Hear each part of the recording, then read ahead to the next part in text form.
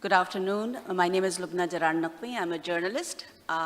This group 5 is made up of very, very interesting people. There's the academia, there's a think tank people, and there are media people in this. So we don't have a lot of power, but we speak a lot. So our group was made of Dr. Subha Mir, Lubna, that's me, Mr. Kashif Ali Sheikh, okay. Mr. Meher Safdar. Okay, yes. Dr. Aqab Malik, Ms. Sanam Junejo, and Ms. Rafia Jamil. So basically, we had a very good, fruitful discussion yesterday, and because we came after all the great suggestions and everybody's talked about everything, but I think without any really, power that we can change the judiciary or anything, we can at least speak up and criticize and maybe give ideas and, have a lot of ideas to put out there. So basically, I'm going to be addressing, as we yesterday were talking about, I'm going to ask the parliamentarians to lend me your ears. And please don't take this as a criticism, though we are criticizing you, but we would like you to also implement this in future legislation, or maybe, we'll just like to guide you, monitor you, and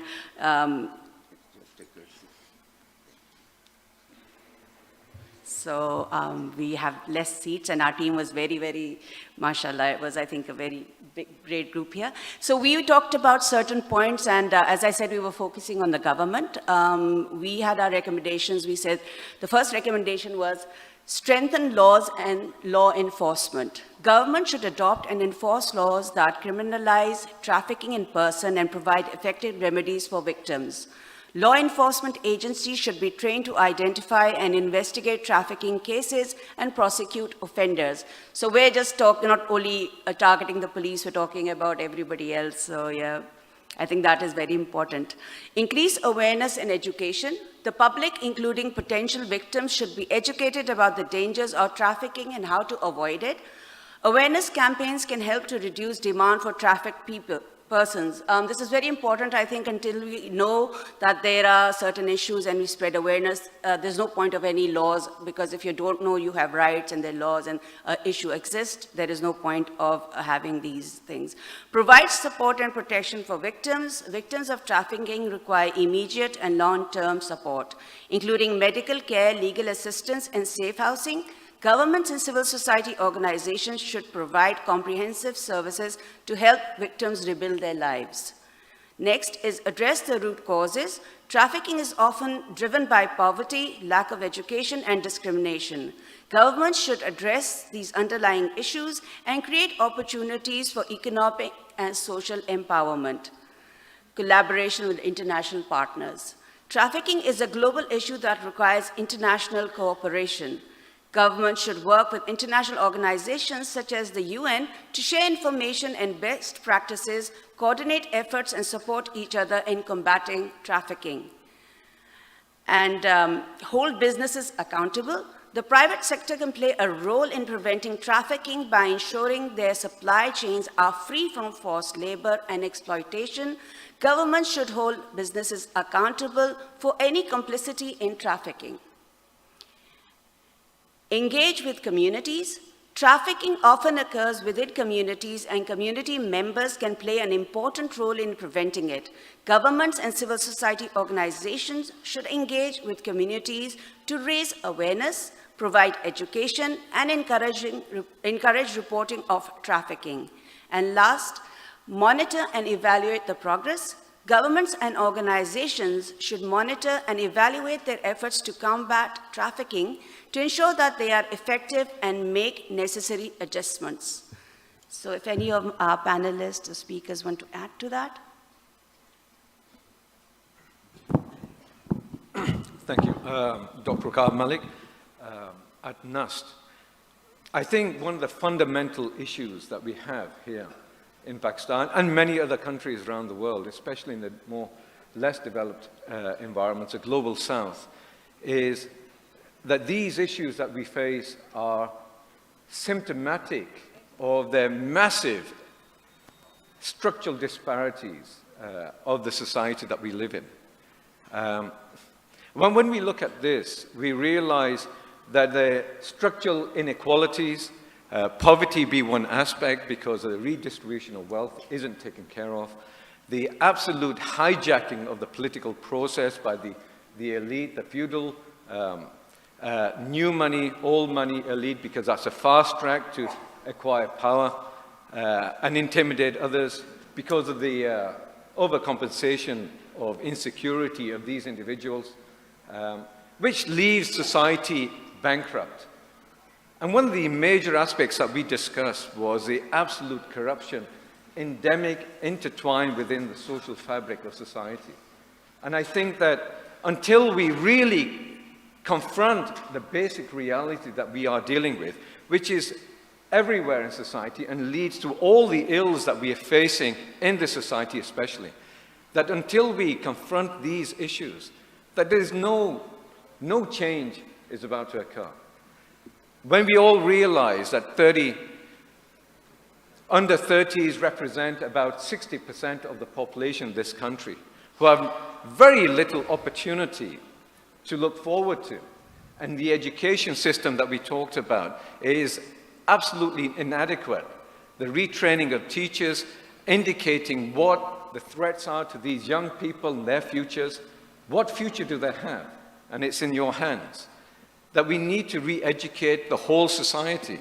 Exactly, we need to change that attitude. Thank you very much, And I think sir. it's very important, as a final note, that each individual has a responsibility towards this, and all the agencies who are absolutely failing in this respect, and you should all blame yourselves for this.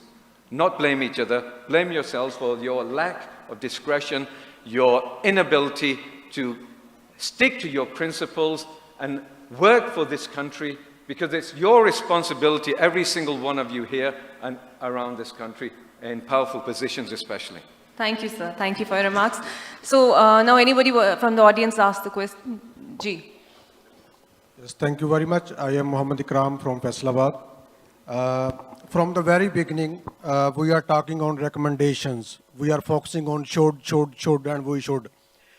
Who should do this and who should do that? These are the reasons, these are the obstacles, this is the system, that is the mechanism. Who does all that?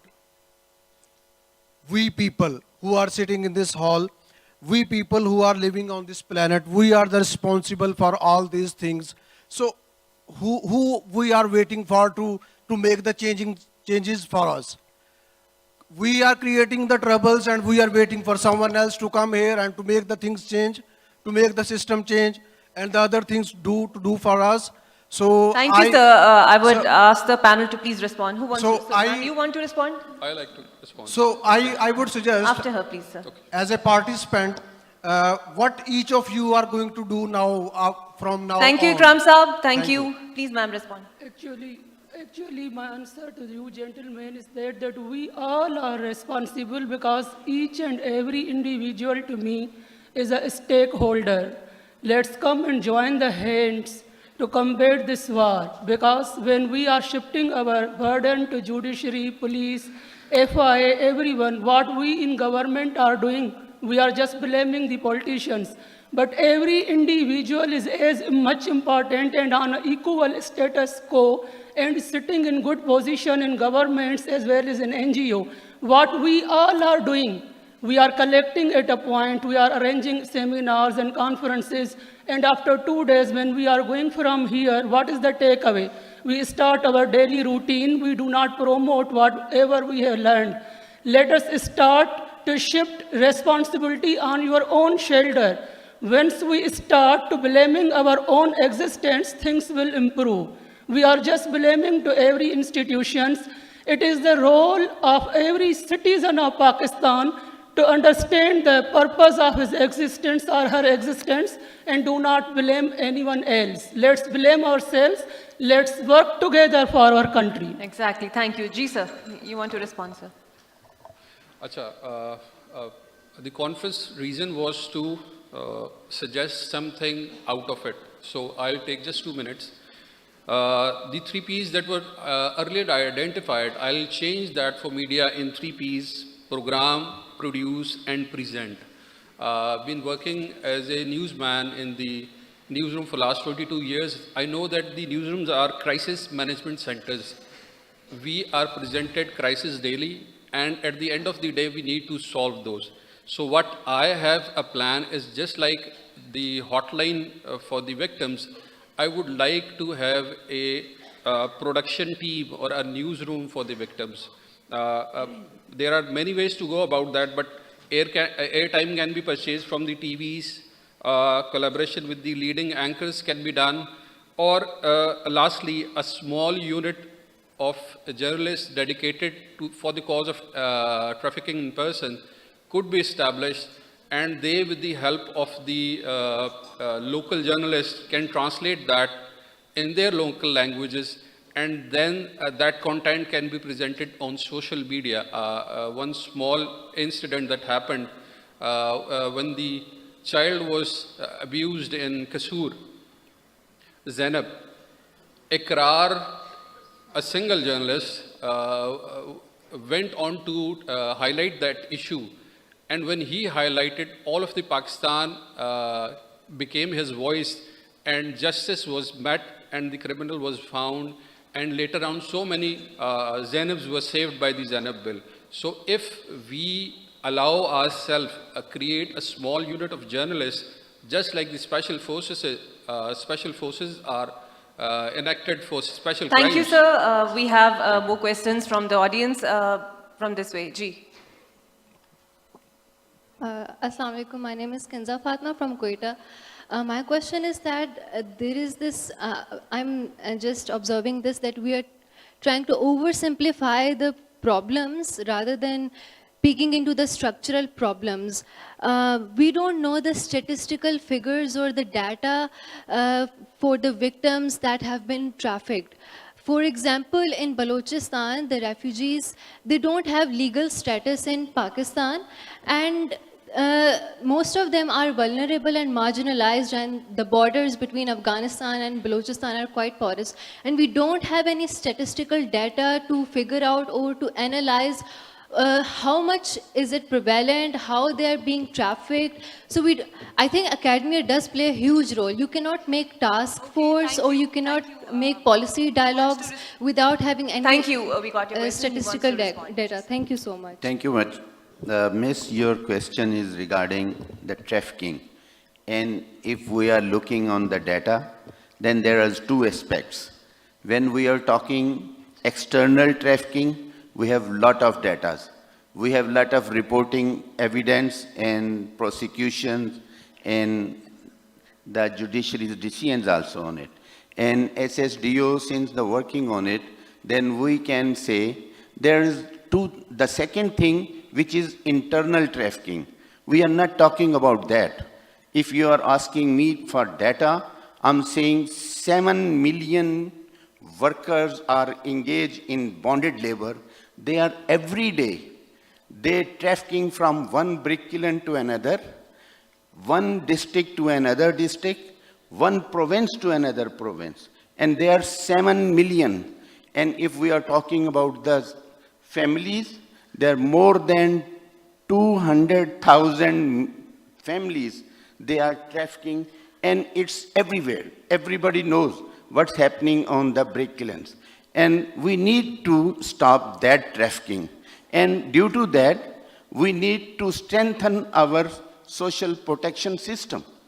Where's the labor department? Where's the social security? Where is the police? Where is the judiciary? We need to integrate them to stop this trafficking. If we want really stop that, we need to look on their wage. And if we cannot pay the minimum wage, then we cannot stop even everything. Thank you. Thank you, sir. We have a question from this side. My name is Fatima Khan. After that, you. Ji, sir. My name is Fatima Khan. I'm an economics and political science student. So my question to you is that I understand how academia and think tanks and media, mainstream media, can help propagate what we're standing for right now. But the matter of fact is that most of our population is illiterate. The literacy test in our country is just being able to write your name. and the people sitting in this room are only 0.01% of our population who can intellectually think and talk about their views. So how do you think that this research that we are talking about can be produced in a way that it is consumable for our masses and understandable for them also? If I may. Aapka mic. Thank Okay, you. that's a very good point. That was the main difference between our group and the groups that came before us, was that we were not talking about the higher ups like police force and how we need to reform the judiciary, but also the importance of reaching to the masses. Because whatever bigger policies we are discussing about human trafficking and other bonded labor, they're not necessarily translated to the general public. So I think in our group, what was different was that we can reach those 70, 80% of the people through media, through making videos, through making connections via social media, as well as what was recommended in our group was to conduct and fund projects locally, like through lady health worker who are talking to them, or through the interaction with the brick kiln workers as was being discussed before that, or funding university projects, the small level projects at the smaller universities. I think academia can play a role there by reaching to that 70 to 80% of population that does not even know what human trafficking means. Okay, thank you. One last question and I'll get back to you, sir. Please, give me a minute. Please, last question. Okay, my name is Nadeem. I'm a Fulbright alumna, associate professor at Law School, Peshawar University. Let's make it more convenient. To every question we respond that we have a law available on this thing. If we believe that laws were to fix everything, the world would have been a heaven by now. The police are doing their job, the prosecutors are doing their job, the judges are doing their job, the legislators have already done their job.